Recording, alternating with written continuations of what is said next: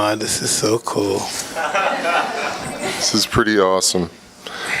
So I believe Sadhguru would like to start with some chanting. I need to cross my legs, otherwise my brains won't go.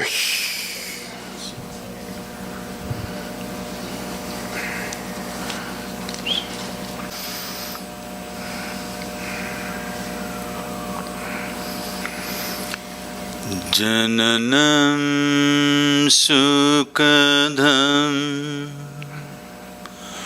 maranam karunam milanam maduram smaranam karunam kalavashadiha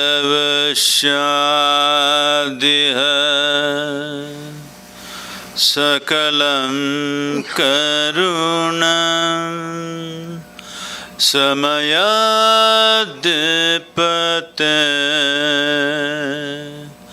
akilam karunam.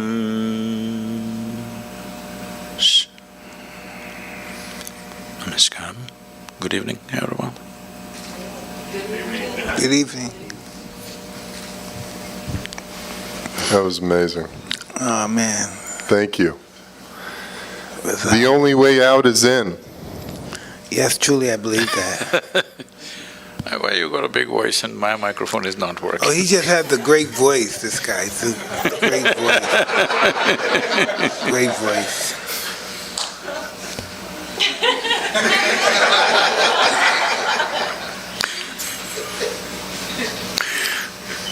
May we begin?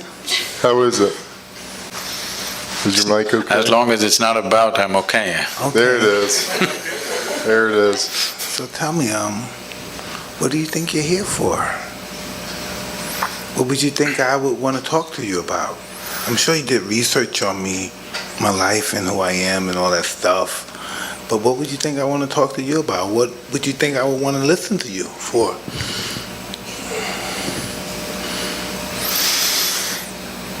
Toughest guys in the world get beaten by life. Yeah. You said that was easy, huh? That was so easy, huh? Wow. All my life I thought I was this tough guy. Even recently I was talking about if they say something, I'll blow it. And I do all this stuff all my life because I'm afraid. And if you tell me what I'm afraid of, I can't even tell you what. Why am I afraid? I'm successful. I had some hard times, but I came back. But why am I afraid? Mm-hmm. We need to understand this. This has been hugely misinterpreted and misunderstood on various dimensions. Whether it's fear, or love, or anger, or joy, we need to understand it's not about something, it's by itself. It is not that there must be something that you must be afraid of. It is not that there must be somebody that you are in love with. It is not that you are happy about something or miserable about something. You can be simply miserable. Hello? 6? Or you can be simply happy. You can simply sit here just by yourself and be very loving. You can sit here and be terrified about nothing. Because human experience is not created from outside. Human experience is happening from within. So what happens from within may sometimes find outside stimulus, but you can work it even without external stimulus. Hello? All of you are experts, aren't you? Without any external stimulus, you can create pain, you can create joy, you can create misery, you can create anger, love, fear, whatever you want. Because the seat of experience is within you.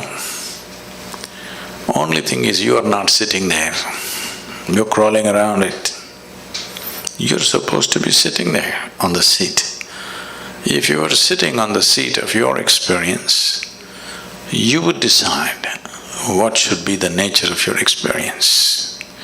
Right now, because you're crawling around, something happens accidentally. We find an excuse. It's because of this guy I'm suffering. Even if he's not there, we would find somebody else. Hello? If that guy is not there, we'll find somebody else. If that is not there, we'll find something else. So, this is not about something. This is about that you have not taken charge of the seat of your experience, that's all. You just need an excuse. And the world will, of course, the world is quite enthusiastic about providing you the excuses. It will. They will provide lots of excuses. But believe me, if you were alone in the desert, you would still go through all these things without anybody around you, without any threat to your life. Yes or no? So, this is the fundamental flaw with life. Instead of fixing myself, I want to fix the whole world. Well, do what you want. You can't even fix one more person absolutely in your life. Hello? 100%? Did you get anybody ever just the way you want, 100%? Did you? Even… they're telling me even robotic machines have their own characteristics, they do their own thing. Even if you have a dog these days, they do their own thing. Yes, because you couldn't fix anybody, that's why you try to settle with a dog. But even that guy does his own thing. You can never fix anything outside of you 100%. If at all, if you're looking for that kind of success, 100%, you can only try with this guy. Try anybody else, you will fail. Yes or no? Hello? Try anybody, you will definitely fail. There's only one. This one, you could do him 100% the way you want. If you manage this one the way you want, where is the question of fear, suffering, misery, all this? This is not because of situations. This is because of the state we are in. Because no investment has been made for the being. First of all, we must decide, are we human beings or are we human creatures? The difference between a creature and a being is, a creature is a consequence of compulsive reactions to everything around us. That's a creature. A being means you know how to be. If you knew how to be, would you be blissed out? Or would you make yourself fearful or miserable or what? What's your choice? You must choose, I'm going to bless you just now. Definitely, highest level of pleasantness, isn't it, for yourself? What you want for your neighbor may be debatable, but what you want for yourself is very clear, highest level of pleasantness. Why such a simple thing is not happening? It is not happening because, we gave you a very complex machine. Peak of evolution on this planet is you. If you were an earthworm, you wouldn't have these problems. Just eating, sleeping, reproducing, dying, you were fine. You're doing great as a creature. But you became human. Now it's a very complex machine. But you don't even bother to read the user's manual. Simply somehow you want to do it. Such a complex machine, if you try to do it somehow, accidentally, oh, it will cause much pain. Unable to bear pain, most people have given up on joy and moving towards pleasure. You must understand this. The need for entertainment and pleasure in the world has increased simply because there's no joy. If really human beings were joyful, they would not need so much entertainment and pleasure in their life. Pleasure becomes a compulsion when there is no joyfulness, and if you don't cause pleasure with something or the other, pain is just waiting in the background, just there. So, fear is not about something. Fear is just your inability to manage your thoughts. They are running away ahead of you. Fear is always about something that's yet to happen, isn't it? Yes. So that means you are suffering something that does not exist. If you suffer something that does not exist, there are medically very bad terms for that. It's not about one human being, it's just literally 99% of the human population is in this condition. Different levels maybe, but 99% of the human population is in this condition. They are suffering things which do not exist. What happened 10 years ago, they still suffer. What may happen day after tomorrow, they already suffer. What happened 10 years ago does not exist right now. What may happen day after tomorrow does not exist right now. But things that don't exist, they suffer simply because two major faculties that you have which sets you apart distinctly from other creatures is, you have a very vivid sense of memory and a fantastic sense of imagination. These two faculties, which are the best things you have, this is what most human beings are suffering. They are suffering their memory and they are suffering their imagination. These are the greatest tools you have. So, what should have been the most fantastic well-being? When I say well-being, you know Charles Darwin, that guy, the English guy? Hello? He said, all of you were monkeys, not me. That all of you were monkeys and you became human. So, essentially, on this planet, you're the peak of evolution. You agree with me or no? Yes. So, if you are the peak of evolution, that means you have come with the highest level of faculties. Because there are so many possibilities of being human, because your life is not fixed like that of a creature. When I say not fixed like a creature, for every other creature, nature has drawn two lines within which they live and die. The reason why an animal's life looks so much simpler and better is because there are no possibilities. So what human beings are suffering is their possibilities. If you destroy the possibilities, you will also be fine. If you want, we can have a portion of your brain removed. You will be so peaceful, you will not know fear, you will not know suffering, you will not know anxiety, you will not know nothing. Yes. All we have to do is take away the possibilities. With the possibilities, the problems are also gone. So right now the problem is the fantastic possibilities that have been invested in us. So to take away the possibilities, either we can remove your brain or we can soak it in whiskey. Both ways you can do it. You take away the faculties, then you're okay. So, the problem is just this, that when you're given something so complex, you need to spend a certain amount of time knowing the nature of the machine that you're using. See, some people are handling these cameras. That's not a spacecraft. Just simple enough machine. But I'm sure these guys have spent years trying to know it the best. Just any of you get there and do it, what'll happen out of it? Just see a simple machine like a camera. Yes or no? Somebody invested their life. The better they know it, the better they use it. Is it so? Hello? Yes. Why is that not true with this?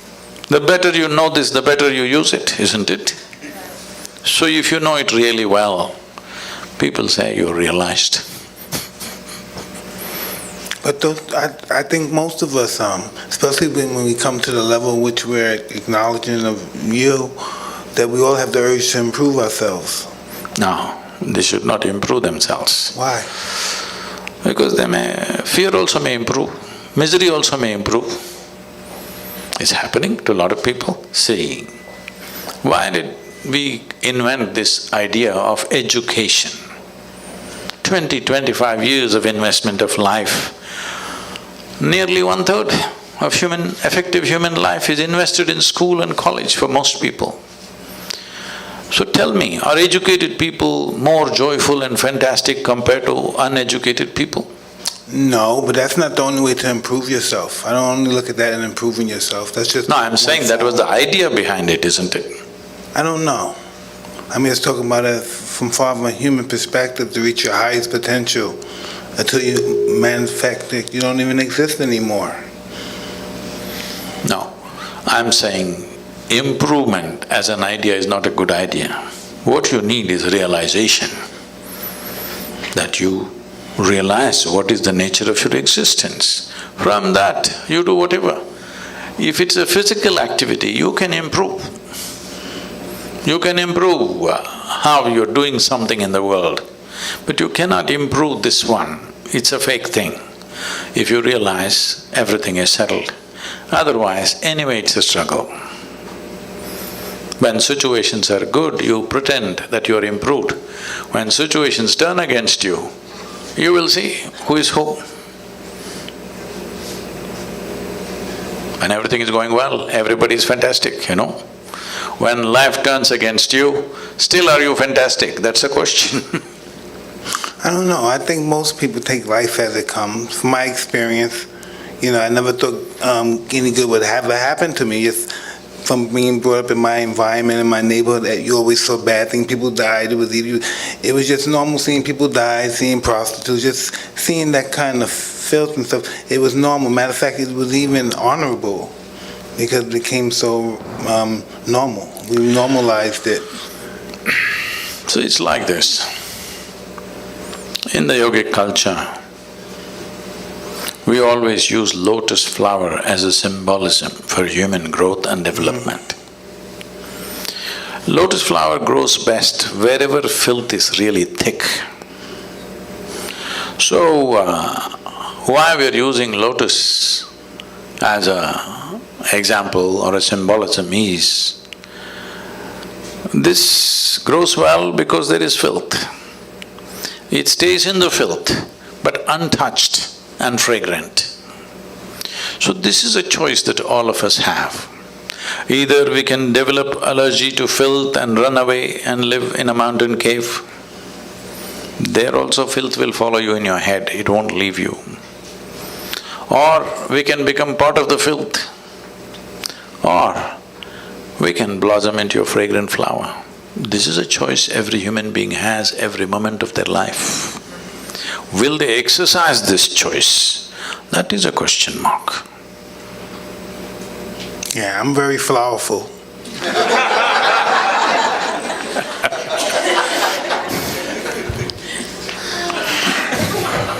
Right? Definitely are. You definitely are. Sadhguru, how does one begin to read the user manual? So, user's manual means there is a systematic way of observing simple things. When I say simple things, it is a fact that what you call as myself right now is largely the physical body. This is an accumulated dimension of who you are. You gathered it over a period of time, isn't it?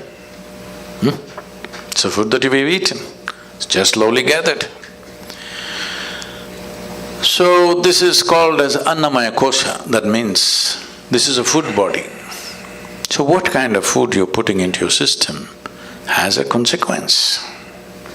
Well, everybody may grow up like that, but the question is it fulfilling the purpose of being a being, human being, not a human creature? Is it supporting your nature of being a human being? That's a question. Well, when it was a question of survival, we ate whatever came our way. That's a different matter. But now survival is taken care of, it's a time that we need to pay attention. If we want to be human being, what kind of body should I possess? Will it support my being or will it make me into a reactive process? All creatures, nothing wrong with them. You take a tiger or an elephant or a snake, nothing wrong with them, they're perfect creatures. Only thing is limited possibilities, isn't it? Hello? What else is wrong with them? Nothing is wrong with them, they're just fine. It's just that limited possibility. You got promoted to be a human being, this simply means enormous possibilities. If possibilities are not harnessed and explored, you have enormous problems.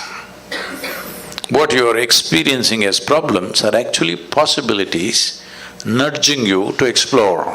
When you don't, they will freak you, and they should, because otherwise you may slip back in the evolutionary scale. It can happen to any human being. So, one thing is the physical body. Of course, you have a thought process, you have an emotional structure, or let's say the psychological scape. Mind is not just in one place. Every cell in the body has its own intelligence and memory. Actually, in every cell in your body, there is more memory and more intelligence than your entire brain put together. Even million years ago, how your forefathers were, even their skin tone, your body still remembers, isn't it? So, the amount of memory that is there in every cell in your body is far bigger than what you hold in your mind. Even if it comes to the complexity of what every cell, the activity that it's performing, your brain is nowhere capable of managing that. So, we don't see intelligence or mind as one place, the entire body. So this is a body of intelligence. Because people have gotten trapped in their own thought process, they think intelligence is only here. This entire system is full of intelligence, isn't it? Do you know how to manage your kidneys? I'm asking you. You know. Drink a lot of water. No liquor. That doesn't solve everything. Oh, man. Many water drinkers have died too soon. I'm asking, the complexity of any one organ, are you able to manage consciously? No. It is Why so… do we believe we can, though? Huh? Why do we believe we can? Because we are full of bullshit. Yeah. We're pretty delusional, pretty much. Yes. Everything that we do not know, we want to believe. We are still not straight enough to come to this place. What I know, I know. What I do not know, I do not know. Whatever I do not know, I believe. Well, you can bull yourself like this for some time. Because, can I tell you a joke? Yeah, please. It's getting too tense here.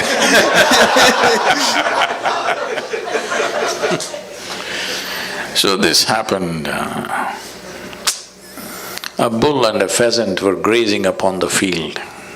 The bull was chomping on the grass and the pheasant was picking ticks off the bull, partnership. There was a huge tree at the edge of the field, and the pheasant looked up at the tree very nostalgically and said, "Oh alas, there was a time I could fly to the topmost branch of the tree. Now I do not have enough strength in my wing even to get to the first branch." The bull very nonchalantly said, "That's no issue. Just eat a little bit of my dung every day. You will get to the topmost branch of the tree within a fortnight." The pheasant said, "Oh, come on, what kind of rubbish is that?"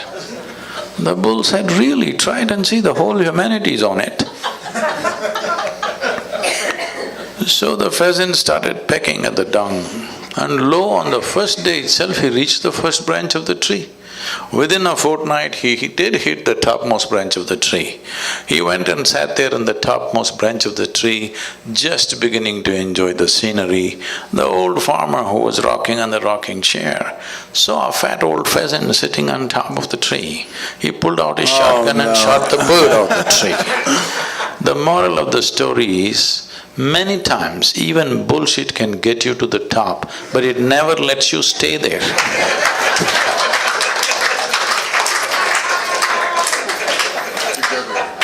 So people are trying to bull themselves into well-being. Somehow tell yourself funny, fanciful things and feel good for some time, but full of fear. So full of fear. The entire humanity is full of fear because they're flying on bullshit. Unfortunately, they create all kinds of authorities which will dish out this bullshit. A time is coming, a very good time is coming, where human intellect has fired in such a way that anything that is not logically correct, most people cannot digest anymore. Slowly we're getting there. So a time is coming when truth will be the only authority. Authority can never be the truth in future. So good times are coming. It's just that we must hurry it up so that it happens in our times. Hey, where are you from? I don't know, but when I come to United States, every time I stand near the immigration lines, they make me stand in a line which says resident alien. Oh, man. No, you told me you're from that town in India, where that far from the Taj Mahal you were telling me earlier? About? Where you from? Oh, the town? India, yeah. Oh, Mysore. Mysuru, it's called today. Yeah. How did you get on your path? I thought I'm in a chair. No. How did you get on the path to meeting people like this, like us? How did we get engaged? How did you start doing this? What made you believe you can do this? Again, you're talking about belief. Let me clear that first. See, belief means just this. I believe in this or that means I don't know, but I'm bullying you. Why can't I say I don't know? What's the problem? I do not know is a tremendous possibility in human life. If you see I do not know, naturally the longing to know will come, seeking will come, the possibility of knowing will come. Whatever I do not know, I believe. That means you will never know, you will just go on with your own stuff. So this is why believers always need a flock. But the moment you become a seeker, you become alone. Because if you are the only person who believes something on this planet that nobody else believes, you will feel like a bloody fool. You need 25 people around you who believe the same thing. Now you say, "Yeah." All kinds of rubbish. But when once 25 people gather around you and all of you believe the same thing, boo! Confidence without clarity will come. Confidence without clarity is a great disaster that is unfolded upon humanity. It's mainly because of belief systems, mainly because people have become unwilling to see what I do not know, what is the problem? So, in the yogic culture, we evolved a method. we always identify with our ignorance, never with our knowledge. Because in this cosmos, nobody knows where it begins, where it ends. In our perception at least, it's a limitless space. In this space, even if you grind all the libraries on the planet and pour it into your head, still what you know is just a speck in the universe. If you identify with that speck, you will become that speck. Because whatever you identify, you become that, isn't it? But our ignorance is boundless. If you identify with your ignorance, you will become boundless. So, what I am doing is not because of my confidence, because of clarity. I don't have any clarity. I just know what I want and I see it and I consume it. But I don't look at it from a clarity perspective. I don't look at it from a educational perspective. I just know I have to have that in order to establish my life the way I would want it to be. I just don't have no understanding of it. I just know it has to be possessed by me in order to function the way I would like to function. See, clarity is on various different levels. Well, you've been in a sport where if you did not see things clearly, you were down, licking your own sweat and blood. There was clarity, otherwise it wouldn't work. The clarity of why I'm existing, not the clarity of why I'm fighting as a child. No, I'm just saying, clarity is at different levels. Yeah, exactly. I'm saying, any sport for that matter, without clarity you wouldn't be able to function. So, without clarity, there is no successful action in anything. Now, if we are talking about clarity about life itself, have you paid attention to life, first of all? First of all, where is life? These days, if somebody says, my life, you will have to sieve through many things. They may be talking about their dog. They may be talking about their husband and wife. They may be talking about their children. They may be talking about their career. They may be talking about their wealth. They may be talking about their car. We don't know whether they may be talking about their property, their home. We don't know what they're talking about when they say, my life. So let me make this very clear. You have a body, you have a thought process and emotion. But to have all this, fundamentally you're alive, isn't it? You're alive with many accessories. But right now the accessories have become larger than the life itself.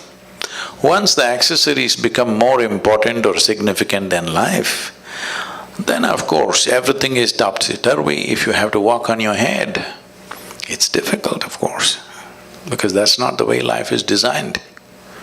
If you were designed to walk on your head, it would be okay. But you're not designed to walk on your head, you're trying to walk on your head, it's hard. If something happens, people suffer. If nothing happens, they will suffer. If they're poor, they suffer their poverty. You make them rich, they'll suffer the taxes. They're not educated, they suffer that. Put them to school, endless suffering. Not married, they will suffer that. Get them married. I did not say anything.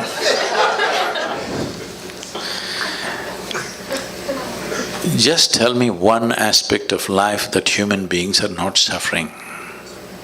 They're suffering every aspect. So offer them death, that will also they'll suffer. So suffering is not because of the nature of life. Suffering is because of the complexity of the mind which you did not care to understand. If you had the brain of an earthworm, you would be fine. Hello? Peaceful, eco-friendly also, because that's a great aspiration in California. The only life which is struggling to be eco-friendly. It's brilliant. Earthworm knows, a grasshopper knows, a lizard and a snake knows how to be eco-friendly. This most evolved creature on the planet is struggling to be eco-friendly. Yes or no? So, the problem is complexity of possibilities.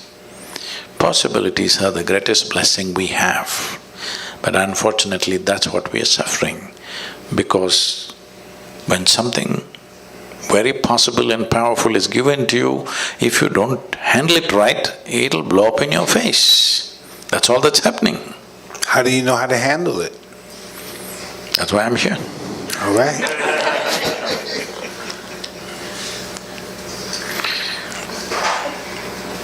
It's not that…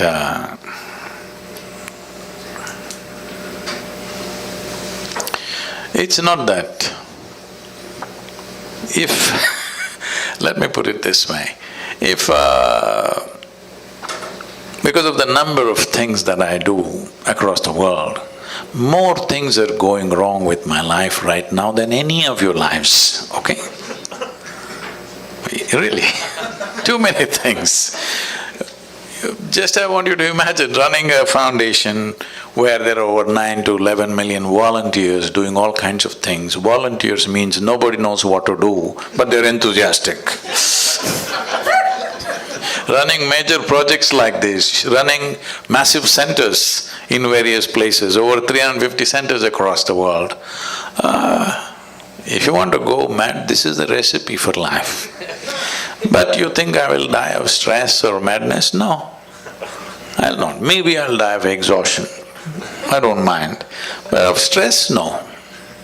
There are many things. Not everything in your life goes the way you think it should go.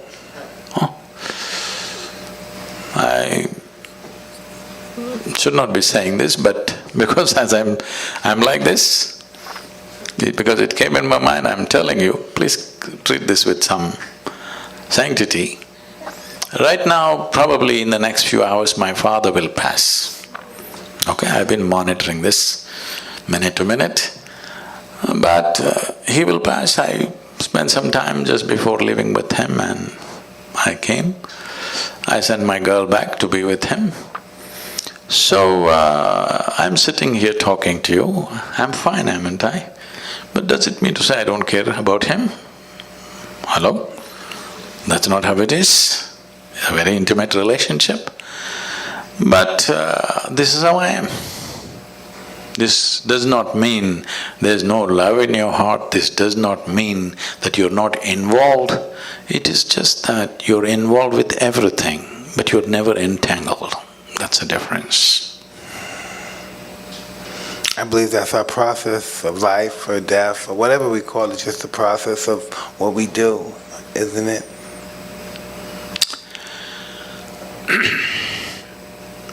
See, the most compulsive thing in most human beings is they want to draw a conclusion about everything. Because without drawing conclusion, they will not feel confident about anything in their life. They must draw a conclusion. Oh, she's good. Oh, she's okay. She's not okay. He's all right. That's not good. I love this person. I hate this person. This my friend. This my enemy. Every kind of conclusion. Conclusion means, essentially, what is the conclusion of your life? Death, isn't it? Every time you conclude, in some way you die, you must know this. You know, I can take you back. Are there religious people? Hello?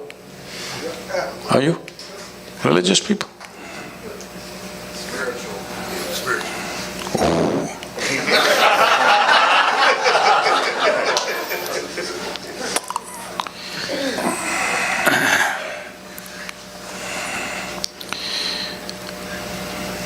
Because people are fundamentally misunderstanding their memory to be intelligence. This is the fundamental problem. Our education systems are designed like this. religious processes are designed like this, largely society is designed like this. Memory is misunderstood as intelligence. If you went to school, I didn't go much, nor did you, both of us are lucky that way. You're right, you're right. But when I went to school, what I saw was people memorize everything, and on a specific day, which is called examination day, they'll go and puke it there. If they puke really well, they are great. You get great score. I puke little. I never puked at all. I never puked at all. You never puked. Never, not even 1 minute. I puke little. But those who puked everything were number one out there. So this is not just in a classroom, everywhere this is built. We are misunderstanding memory as intelligence. As I said earlier, great times are coming when your memory will mean nothing, because there is a simple phone in my machine which has more memory than all of you put together. Hello? So your memory will mean nothing. But if you lose that phone, your memory will be in trouble too. No, we can have it implanted in the skin. Okay. Yeah. So, what we thought as great value, I want you to understand how this world has been built, these civilizations and cultures have been built. There was a time when nobody could read, all right? So one guy comes and he opens one book. He's got only one book all the time. Well, if you read 10 books, you become a scholar. If you remember 10 books, people say you are a PhD. If you know one book, you become a representative of God. How's this? Forever it's been happening. This will not work in the future, because my phone will recite all the scriptures put together at one time. Yes, it will. Yes or no? Just because the guy knew how to read, he was acting like a representative of God. Suppose I came to California 1,000 years ago on a bicycle, when nobody had seen a bicycle, you don't know what it is. I came riding on these 2 thin wheels. Wow! I came and parked here and said, I've just come from heaven on this special God-given vehicle. You would all bow down. So after I finish my whatever bull with you, when I want to go and rest, I take away the front wheel and sleep on it, because if any of you learn how to ride, then my heavenly status will go. But a local brat who's good for nothing took this bicycle with single wheel and started riding it all over the place. Now I'm in trouble. This is happening. The Google lady will recite every scripture that you want. We don't know who the hell she is. But she can tell you anything you want, she will tell you the meaning also, interpretations also, yes or no? So, just in many ways, because human beings by themselves did not do it, because people did not do it consciously, I think in many ways the technological developments are going to end.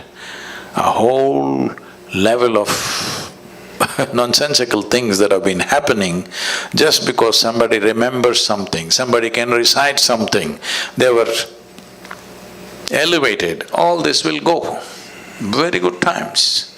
But in the meantime, when one level of what we believed collapses, and before you attain to clarity, there is a danger. One thing that's happening is, in the world, heavens are collapsing. 100 years ago, how many people believed they are going to heaven? And today, how many people believe they're going to heaven has come down dramatically, isn't it so? So, Is it okay? Good. Yeah. Real good. This happened. This happened in Alabama. Well, a Sunday school teacher was going full fire. This is Alabama. Full fire. Unfortunately, the audience were not like you, they were all tiny tots. Catch them young policy. In his rhetoric, he stopped and asked, "What do you have to do to go to heaven?" Little Mary in the front row, she's always in the front row, said, "If I scrub the church floor every Sunday morning, I will go to heaven." Absolutely.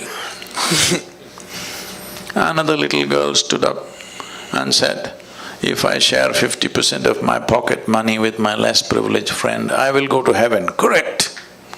Another little boy stood up and said, "If I help those who are in need, I will go to heaven." Correct. Little Tommy in the back bench stood up and said, "You gotta die first."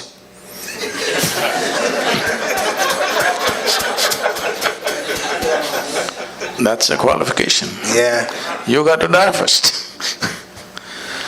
So when we die, depending upon your culture, we will either bury you or burn you or cut you and throw you to the birds. Different cultures, depending upon which culture you are, that they will do. Or in other words, this body is a piece of planet that we gathered slowly. It's good, you put it back. I heard that Americans these days are not putting it back anymore. They're building a concrete grave and an aluminum casket. Even when you're dead, you don't want to be eco-friendly. What is this? At least when we die, we should put this goddamn body back into the soil. Absolutely. That's where it came, that's where it should go. And let But the even bugs that eat it. they're not doing. Huh?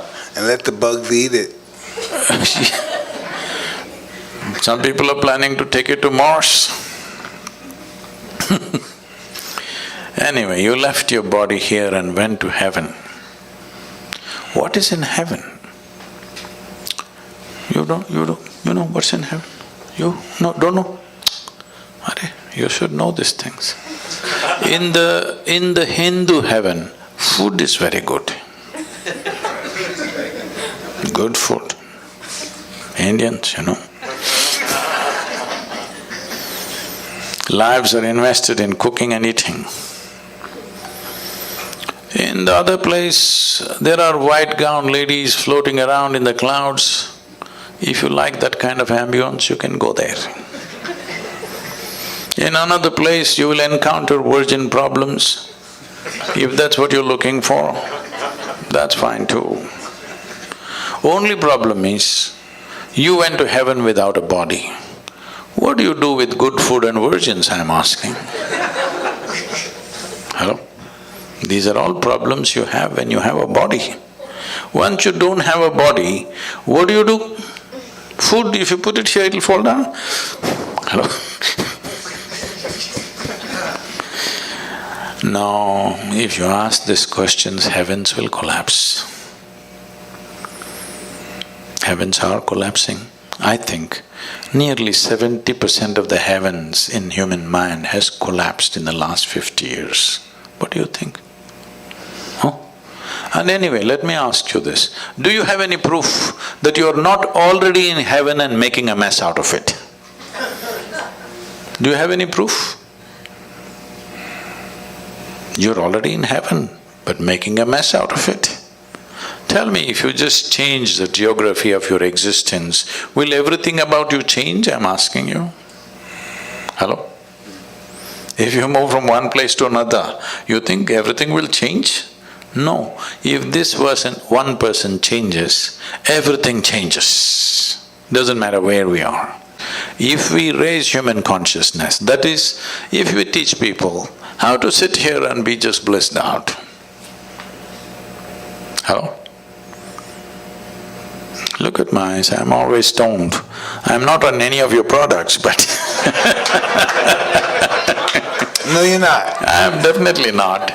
But look at me, I'm always stoned. Because the greatest chemical factory on the planet is here. To what extent means, per second, your body is processing something like 37 followed by 21 zeros, whatever that number is. To give you a perspective, 11 zeros make a trillion.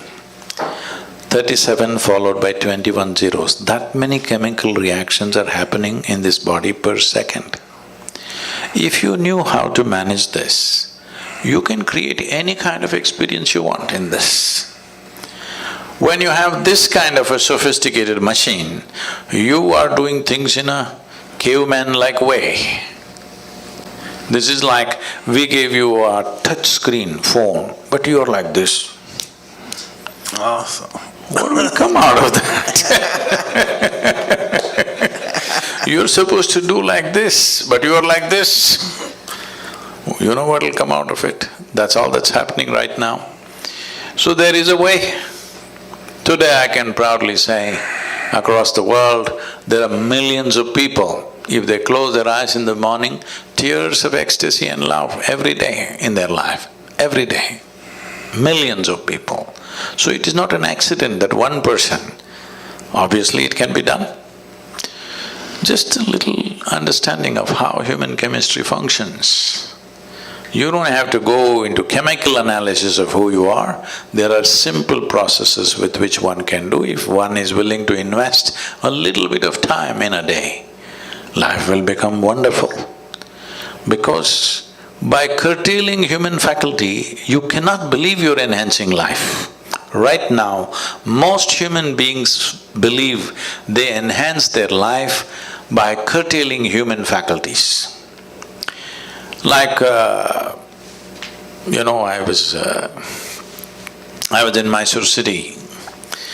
I had to meet somebody, so I went into a building.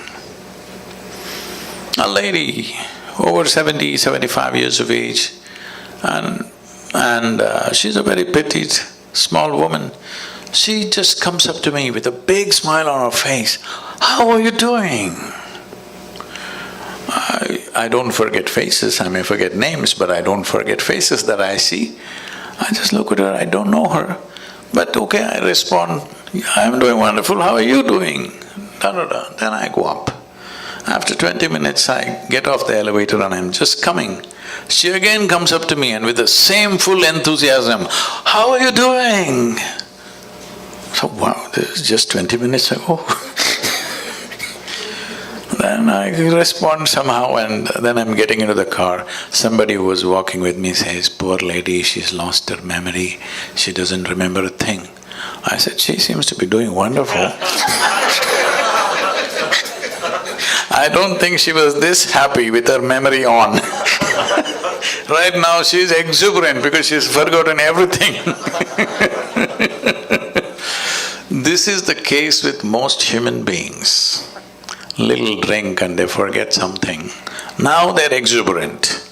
Lowering your faculties and thinking that I'm well is a serious mistake. This happened. One day Shankaran Pillai, he was just outside in the marketplace and he met an old friend, a college friend, that he had not seen for more than 25-30 years. So they really jammed up and he invited him home and he came home for dinner. When they were sitting for dinner, Shankaran Pillai, every time he wants to ask something of his wife, he says, "My sweetie pie, my honey, my boo-boo-boo, my bulbul, my choo-choo-choo," like this. After the dinner is over and the chat is over, the friend is leaving, the Shankaran Pillai came to the door to see him off. He said, "You're really having an amazing life. Me and my wife can't even talk to each other properly.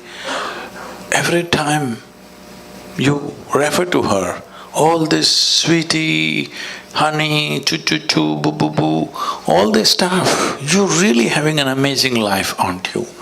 Shankaran Pillai said, "Are you crazy, man? 7 years ago I forgot her name."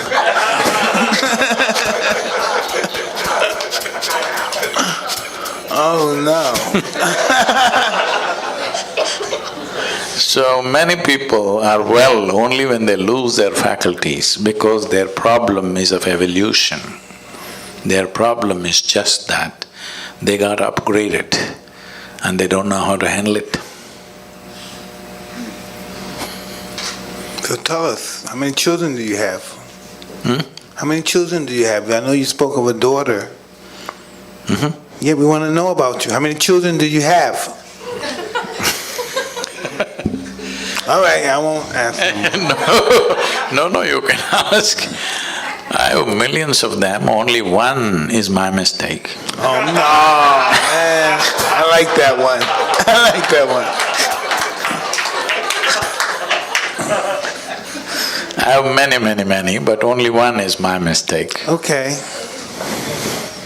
Hey, this is really an awesome meeting. I can't even believe you're here. I'm just still in a daze. I'm just really happy to have you here with me and my friend Eben. This is really almost like a dream come true. We saw you and we were just in the stage of just reasoning with enlightenment, and we saw your story, how you became. One day you came and you fainted and you thought you were there for an hour and you were there for like 14 hours. That's my story. Didn't that happen to you? Yeah, so I thought that was amazing, and so I stayed a great fan, and I stayed following you. And then I was talking to Eben, and I would say, Eben, you think we could ever get him down here? You think he'd come down here and talk to us? We never believed you would do it, and now you're here. That's just, man, so mind-boggling. Thank you, really. So now that you asked this question, how to do the user's manual, about on 27th of October was the Diwali festival. It's a festival of lights in India. Because these millions of people have been supporting me, particularly for the river movements that I've been doing in India. 162 million people supported the movement. It's the largest movement anywhere in the world at any time. So, with money, with volunteering, in many ways they've been supporting us. So I thought on the festival day, let me offer them a gift. And I said, on the Diwali day, if you register in engineering online, which normally costs $150 per person, I said it's free on this day for you. Whoa! 740,000 people registered. It's cost me a few $1 million now. Now, how do you feel about that? How does that make you feel? It's fantastic that so many people were waiting to do it. So now I'm still in the same mode. So for all of you who are here today, we'll offer in engineering online free if you register before midnight today. That's the user's manual. I want you to understand, life is a certain exuberance of energy and a certain amount of time. This is all we have, a certain amount of time and a certain amount of energy. Do you have anything more? Rest is all imagined, isn't it? So this time is simply rolling away for everybody. We may think of many things, but actually time is just rolling away as you sit here. Since you came and sat here, you are 2 hours closer to your grave, yes or no? Hello? Yeah. All of us. So you can't hold it back, you can't roll it back, time is just going. So the only thing you can manage is your energies. If you keep it phenomenally exuberant, you will know life with a certain intensity. If you keep it low, you will know life in a minimal way. So now this choice is yours. Now let's say time is passing, as the day passes into night, you will feel a little sleepy. Why? Your energies are like… Now you fell asleep. As far as your experience is concerned, you're as good as dead, isn't it? You don't exist, the world doesn't exist for those few hours. But you woke up in the morning once again the energy has renewed itself, and this is what you call as life. This renewal of energy and exuberance of energy is what you're referring to as life. So, if you want to experience life, if you want to know life, if you want to really ride this wave of life, your energy should be at the highest exuberance level, or should it be put down? I'm asking you. High. Hi. So, you mean a different thing by saying high. Probably the only one that doesn't smoke marijuana or do any of them. No, I'm not asking you any of those things. So, Oh, This- you're a neat trick.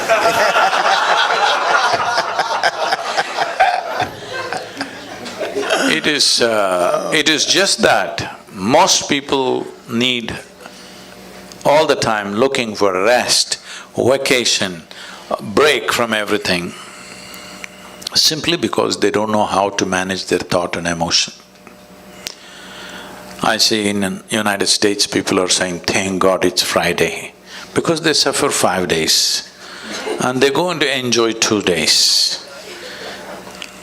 Life is not going to work like this. Life cannot work like this.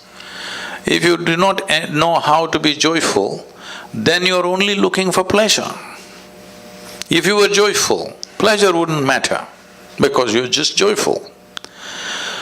Joy is not a consequence of some activity or something that you get or don't get. Joy is an ambience that is necessary to live life. If you do not know how to be peaceful and joyful, well, you cannot even enjoy your dinner tonight, isn't it? Hello? Can't enjoy a walk on the street. Can't enjoy the few people who are around you. You cannot enjoy anything. You need all kinds of stimulus to find a little bit of pleasantness within yourself. When I say pleasantness, let's understand this. If this body becomes pleasant, we call this health. You want this or no? Yes. You must choose, I'm going to bless you. Yes. You want this body to be pleasant or no? Yes, yes. If it becomes very pleasant, we call it pleasure. If this mind becomes pleasant, we call it peace. If it becomes very pleasant, we call it joy.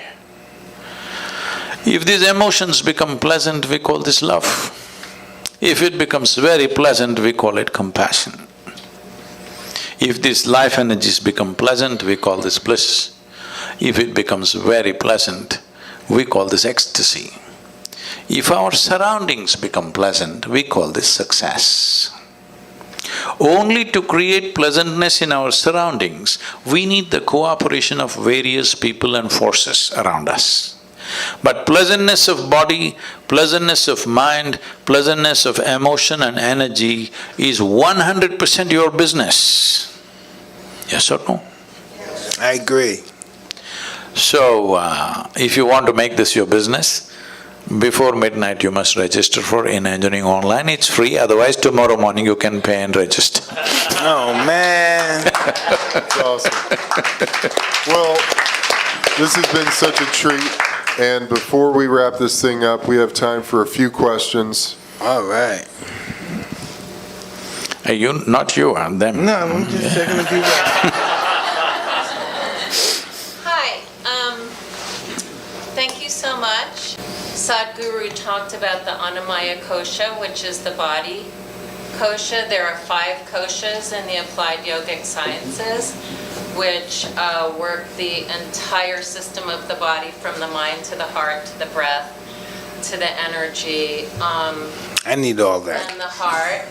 There are thousands of years of manuals, from classical yoga, which is just meditation, to hatha yoga, to the tantrika, that provide ways of being that Sadhguru has expressed the top of tonight. So it's not an abstraction at all.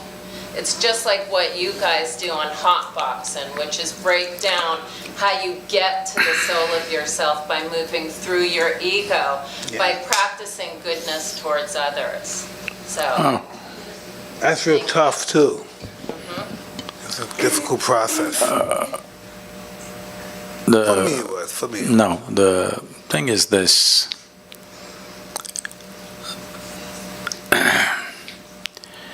Well, just to explain this, a Sadhguru means an uneducated guru.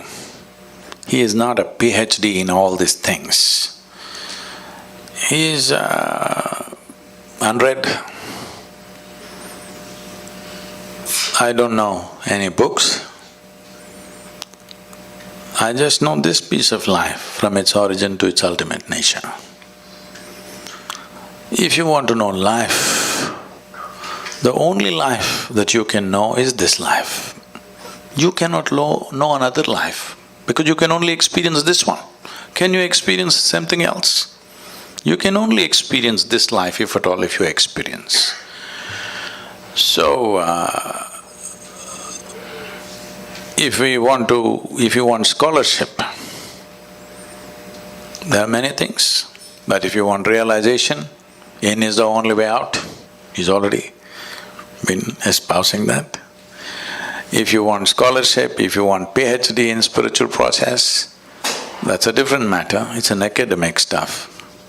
But if you want realization, in is the only way out. Why do you think there are books about life? You should read a book about life only if you are not alive. Suppose you are not alive, then to know about life you must read a book. When you are the life, hello? The only thing that you need to do is turn inward. Inward means what? Right now the only way you are perceiving anything is through the five senses of seeing, hearing, smelling, tasting and touching. This is the way you know the world. None of these things are geared to turn inward. You can't roll your eyeballs inward and scan yourself. You can hear this, but you can't hear so much activity that's happening here. If an ant crawls upon your hand, you can feel it. So much blood flowing, you cannot feel it because the sense organs are essentially outward bound. So, to turn inward, you need a different faculty. To activate that, to engage in that is the most important thing because life is very brief. Only miserable people have a long life. If you're joyful and exuberant, it's a very brief life. Yes, it's very, very brief. Have you noticed on a particular day, you're very happy, 24 hours, poof, went up like a moment? You're a little depressed. 24 hours feel like 10,000 years. Hello?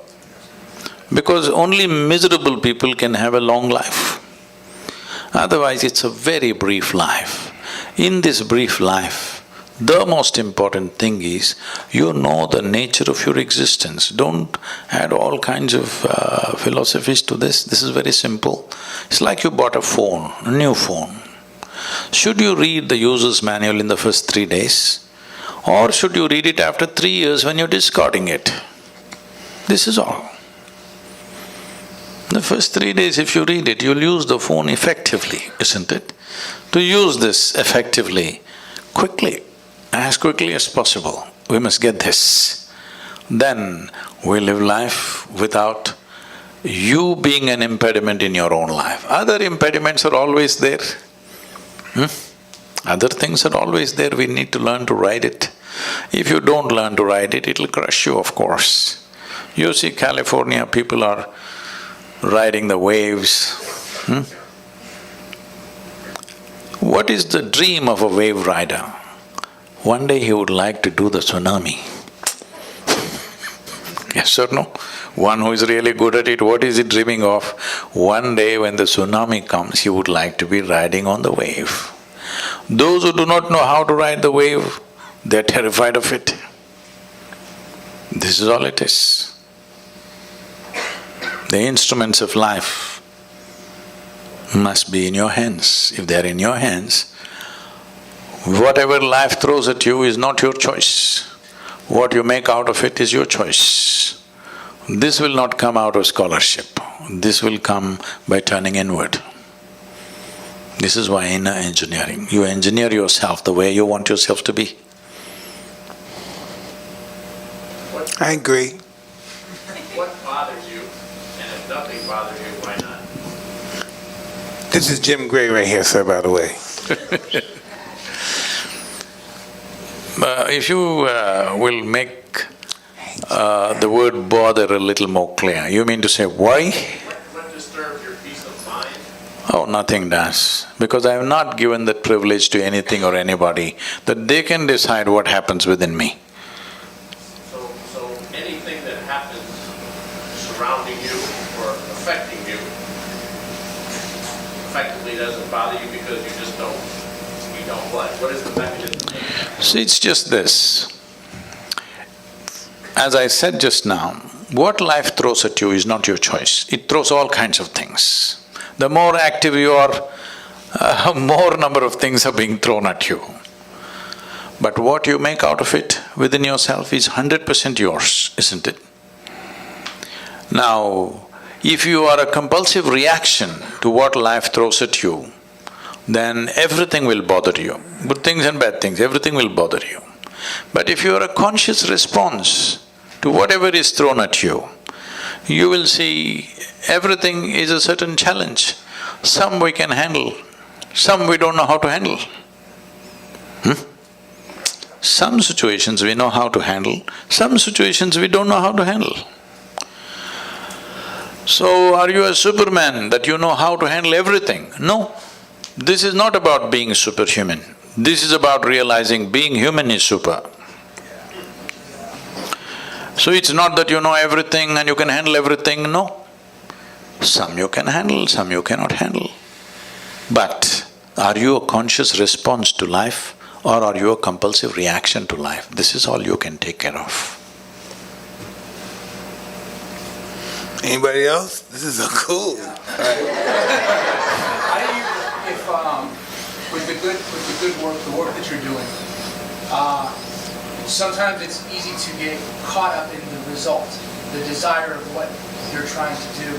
How do you detach, but at the same time help? I'm using these simple things. But how do you You've been reading Indian stuff, huh? You've been reading Indian stuff, that's why this detachment and all that. Tell me, can you experience anything in this world without involvement? If you're not involved, how will you know anything? You cannot experience anything unless there is involvement. The more profound your involvement is, the more profound your experience of life is, isn't it? So where did this detachment come? This is because you got entangled and it hurts. Now somebody told you remain detached. See, if you want to really detach from life, you must be dead. That's efficiency. Hello? I was doing a program and this lady stands up to introduce herself. And she says her name and says, I've come from Singapore. In the last 2 years, I committed suicide 5 times. I said, stop. I said, at this level of inefficiency, you are not getting anywhere in your life. 5 times you committed suicide and you're standing here, I don't like that. I like efficiency, hello? Whatever the hell you want to do, at least you must do it well. So, because you got entangled and it hurt you, now you're thinking detachment. No, without involvement you will not know a damn thing in this life. If you want to detach, the best thing is death, you're detached. Why are you here and trying to be detached? It is just that, as I said earlier, your problem is you're trying to experience something which is not yet. That is, you are having a mental diarrhea. You are suffering a mental diarrhea and you think you're engaged with future. You're never engaged with future, I want you to understand. You're never engaged with past or future. You're just having a mental diarrhea, isn't it? Hello? Right now, can you live what happened yesterday? No, in your mind you can have mental diarrhea and think it is actually happening again. Or can you live what may happen tomorrow? But you can have mental diarrhea and believe that actually you're experiencing it. Because you don't have a distinction between what is psychological reality and what is existential. This is the problem. You are mistaking your psychological drama to be life. Your psychological drama is not life. Right now, unfortunately, a whole lot of human beings have gone into this. They misunderstand their thought and emotion as life. No, it's just your thought and emotion. They're supposed to play the way you want. But you are playing the way they want.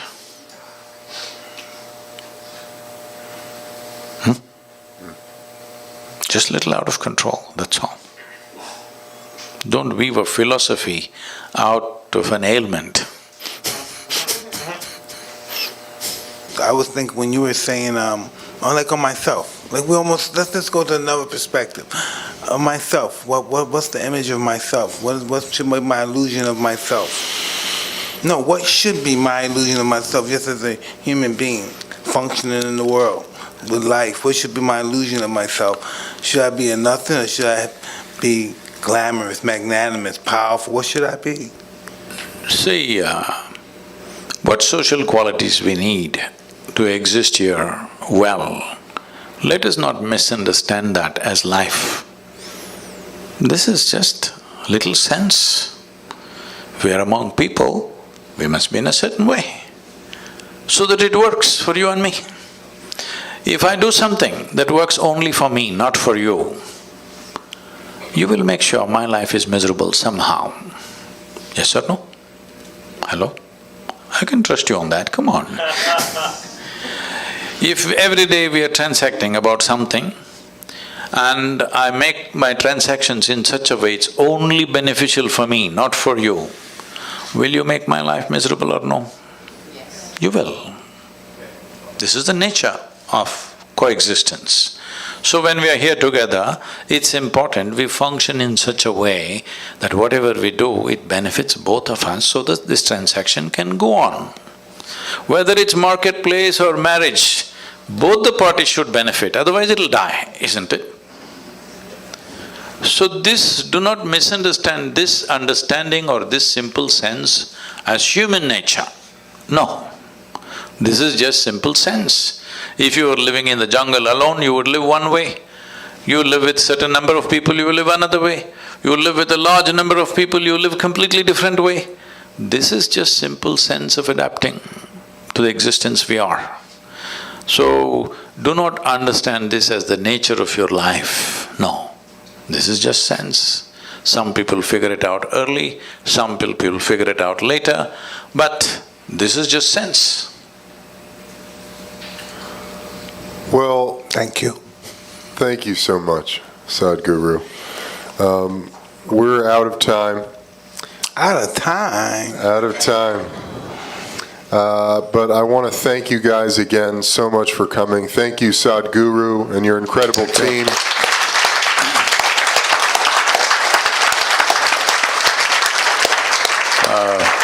I would like to say it's wonderful to be here.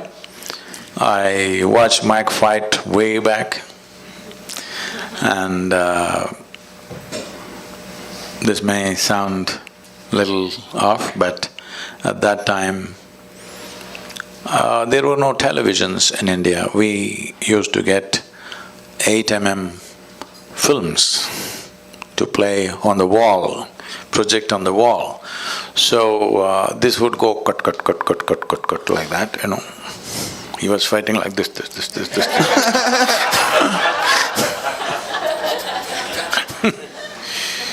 So in somebody's house, we were sitting and watching. We had watched lots of boxing matches at that time because I was this I shouldn't tell you. I was in my school boxing team. Really? Wow. You struck someone before?